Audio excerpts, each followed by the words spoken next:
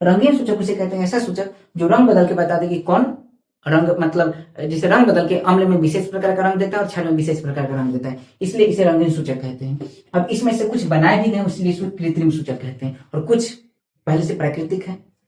अब वो सब जो सूचक आपके सामने यह मौजूद है, देख लीजिए। एकदम यहाँ एकदम एनर्जी लगाना है, एकदम शांत हो जाना है, ये बहुत इंपॉर्टेंट है। लिटमस इसमें सारा मैं लिखा हूं जो आपके एग्जाम में आ सकते हैं, तो ठीक से देख लीजिए। सूचक लिटमस है, वो क्षार में कैसे व्यवहार करता है, अम्ल में कैसे व्यवहार करता है। मिथाइल ऑरेंज क्षार और अम्ल में कैसे व्यवहार करता है। फिनोल्फथैलीन अम्ल और क्षार में कैसे व्यवहार करता है। इसके लिए, इसको बनाने के लिए एक तरीका है, आप याद करेंगे भूल जाएंगे। इसका एक ट्रिक है, आपको याद रखना ये वाला, मेरे साथ दोहराइए। लिट्टी नीला मिथाइल पीला, मेरे साथ दोहराइए। लिट्टी नीला मिथाइल पीला, आराम से याद हो जाएगा। लिट्टी नीला मिथाइल पीला, याद हो गया। सोचिए, लिट्टी नीला मिथाइल पीला, फिनोल गुरु गोभी का हलवा शुरू, याद रहेगा। बोलिए मेरे साथ एक बार। लिट्टी नीला मिथाइल पीला, फिनोल गुरु गोभी का हलवा शुरू। ठीक है, चलिए। लिट्टी नीला, इतना तो याद हो गया आराम से, लिट्टी नीला। चलिए अब देखिए, लिटमस है, कुछ नहीं करना, यहां लिख देना नीला, नीला, याद हो गया। मिथाइल पीला लिख दीजिए, मिथाइल पीला, खत्म। फिनोल गुरु यहां लिख दीजिए गु और यहां लिख दीजिए रू।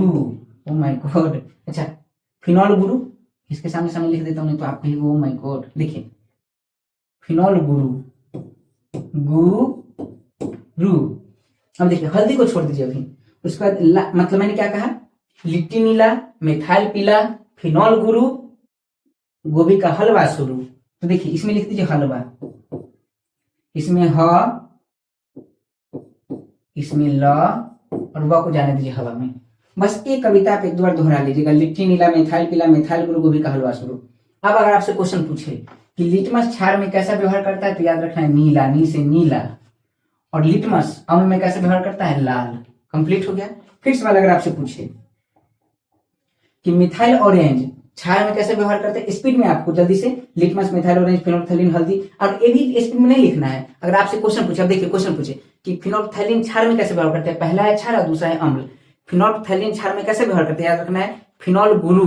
तो देखिए, क्षार में गु आएगा और अम्ल में रू आएगा, तो याद रखना है, जैसे फिनोल्फथैलीन पूछे तो गु से याद रखना है गुलाबी, और रू से याद रखना है रंगहीन, कलरलेस। हो गया। उसके बाद कुछ मिथाइल ऑरेंज कैसे व्यवहार करता है, तो याद रखना है क्षार में पीला और अम्ल में लाल।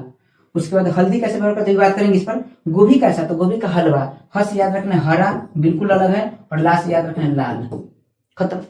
हल्दी कैसे व्यवहार करते हैं, हल्दी बड़ा आसान है, हल्दी अम्ल में ज्यों का त्यों रहता है और क्षार में लाल हो जाता है। ठीक है, तो देखिए हल्दी क्षार है तो क्या हो जाएगा, लाल, और अम्ल में ज्यों का त्यों मतलब पीला। अब हैप्पी मतलब लापी करके ट्रिक नहीं बना लीजिएगा, हल्दी का याद रखिए। तो पूरा हो गया कंप्लीट हमारा।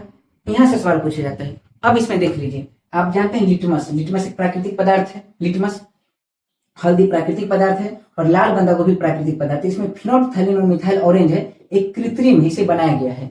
और फिनोल्फथैलीन भूलना नहीं है, ये भी क्वेश्चन आपसे पूछा जाएगा। कई बार जो करप्ट अधिकारी होते हैं, भ्रष्टाचारी होते हैं, उन्हें फिनोल्फथैलीन से ही पकड़ा जाता है। होता क्या है देख लीजिए, जैसे आप मान लीजिए कि आपको नोट दिया गया, आप जैसे मान लीजिए बहुत बड़े अधिकारी बन गए, ठीक है, भगवान ना करे लेकिन आप भ्रष्ट निकल गए।